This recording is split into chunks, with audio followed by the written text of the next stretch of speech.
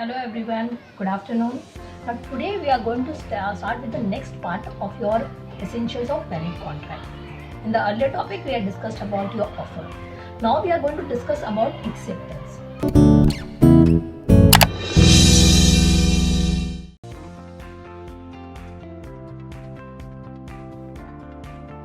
Now when one person gives an assent or acceptance to the other person for doing something or not doing something, that is called to be an acceptance. A offers to B, I want to sell my car to you. B gives an acceptance. Yes, I am ready to purchase the car from you. That is known as acceptance.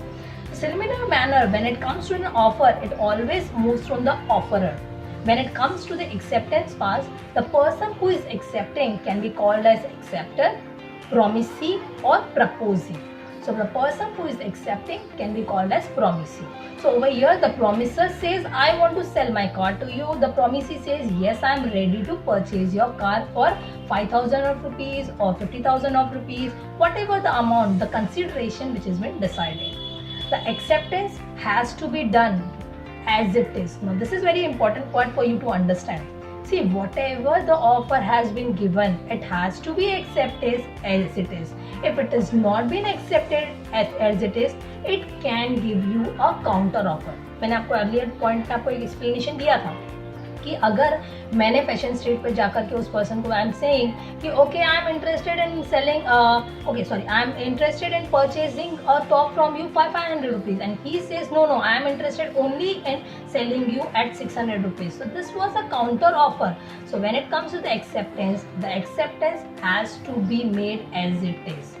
Now even when as an offerer decides, okay, give me an acceptance before 5 p.m. through a call, that is known to be at the time, place or the way it has been decided, even the acceptance has to be made as it is. So that is the rule when it comes to the acceptance.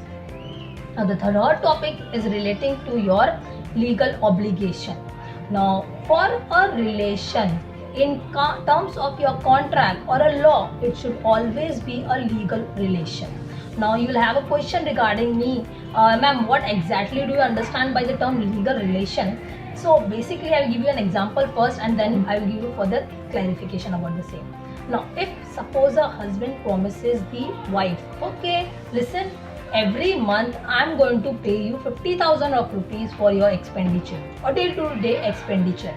Now over here, if in suppose 1 month, if the husband is unable to pay and he is paying only 20,000 of rupees, then over here, wife can't file a case against the husband. Why? Because that was a social obligation.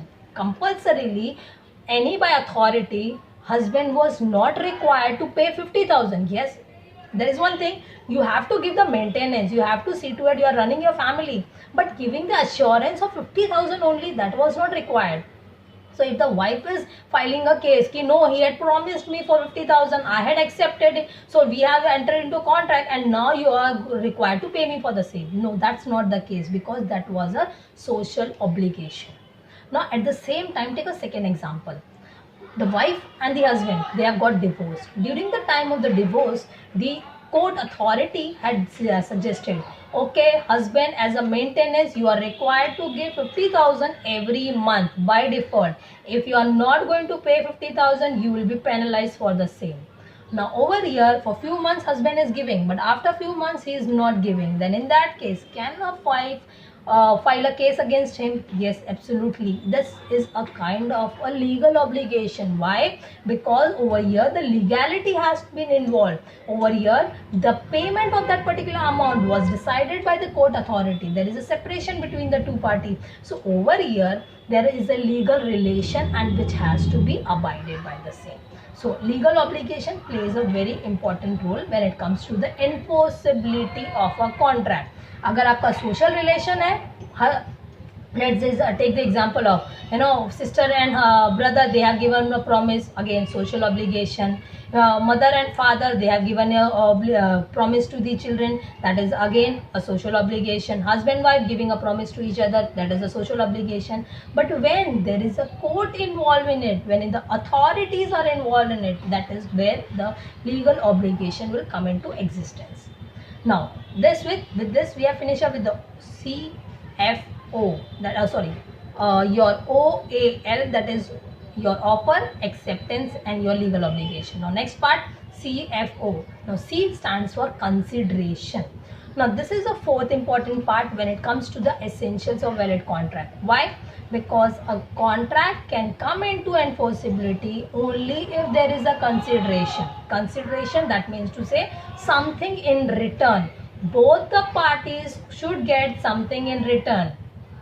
I am getting 2 kgs of tomatoes. He is getting 50 rupees. That means to say even the vegetable vendor is getting something, even I am getting something. This is known as consideration. For simple term, you need to be understanding is something in return. Both the parties should get something in return. That means to say anything which you have got free, that is not going to be called to be as a contract. Why? Let's take the example of this. Your friend has given you a gift on your birthday and he has given you a normal watch, and you will say no, ये मुझे अच्छी नहीं लगी है, please give me another branded watch. Can you say so? वो आपको क्या बोलेगा? Sorry, that was not my capability, I can't give you. Can you file a case against him for the same? No. Even if you will go to the court will say, sir, you have got this thing in free. There is no contract which comes into no contract which comes into existence until and unless there is proper consideration. So in this case, you are not getting any consideration, you have not paid anything for the same, there is no proper contract. But at the same time, having said that, there are few of the exceptions which you can say ki even if there is no consideration, still there is going to be a contract. Now before this, you have to understand, no consideration, no contract. No party can file the case against the other party unless and until there is a proper consideration. Now coming to the part of exception, what I said, ki no consideration, still you can file a case. Now let's take the example. My grandfather has given me some kind of property. Now that property was been mentioned, he for this property has given on a rent till the time my grandfather is alive. Once my grandfather's death takes place, automatically that property is been passed on to me and I can recover that property anytime which I want. So over here, suppose मेरे grandfather की death होगी, so now can I recover that property from the other person? Yes, absolutely. So but you will say, ma'am, there is no consideration. जिसके पास से आप है ना, builder के पास से आप प्रॉपर्टी लेने जाओगे, वो बोलेगा कि नो, हमने आपने और मैंने तो कॉन्ट्रैक्ट किया ही नहीं था, मुझे आप रिटर्न में कुछ दे नहीं रहे हो, so how can you file a case against me? But still this is an exception. Directly you can say कि this is an exception rule to the consideration. Even if there is no contract, even if there is no consideration, but still there is some kind of contract which has been there. Similar manner, suppose there is a time bar debt. When I'm talking about the time bar, that means मतलब मैंने किसी से loan लिया था, और generally it is, I'm not saying absolutely, but generally there is a rule of अगर आपने किसी से लोन दिया है, within the period of 3 years a person can file against if I am not paying. Now for example, the period of 3 years has gone now. Now over here he can't recover that amount from me. Why? Because the time period has been over. But still I am now good. I am going and telling him, listen, जो मुझे एक आपको loan का depth पे करना था ना, वो अभी मैं आपको पे करूँगी. So minute if I agree and he says, okay ma'am, please आप इस चीज को writing में दे दो. So I am giving him in writing. Then automatically I will be abided by that. I will have to give the payment. क्या उसको लेके वो कोर्ट में केस कर सकता है? Yes, absolutely, because over here this is a type of a contract where the consideration is for the past, the consideration for which the performance was been done in the past. Now automatically the time bar debt will be the liability of mine and I will have to pay for the same.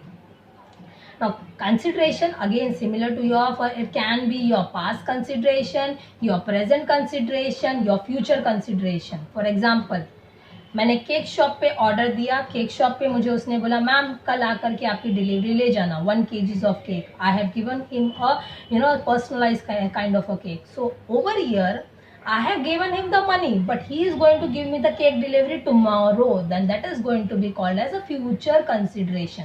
जिसका payment मैंने अपनी तरफ से perform कर दिया, but other party is going to give me the consideration tomorrow. So it can be your past consideration. Similar manner, मैंने एक watch repair करने के लिए दी थी, वॉच वाले ने मुझे रिपेयर करके मुझे वॉच दे दी, but now I am going to give him the money, then that is going to be called as a past consideration. Past में हमने कॉन्ट्रैक्ट किया था एंड उसका पेमेंट मैंने अभी किया है, that means to say as a past consideration. when we are going to simple transaction purchasing tomatoes as it is, उसने मुझे tomatoes दिए, मैंने उसे पैसा दिया, this is called to be as a present consideration. Okay, so with this we have finished up with the concept of your consideration and your acceptance and your legal obligation. Okay, thank you, we'll stop it for over here only.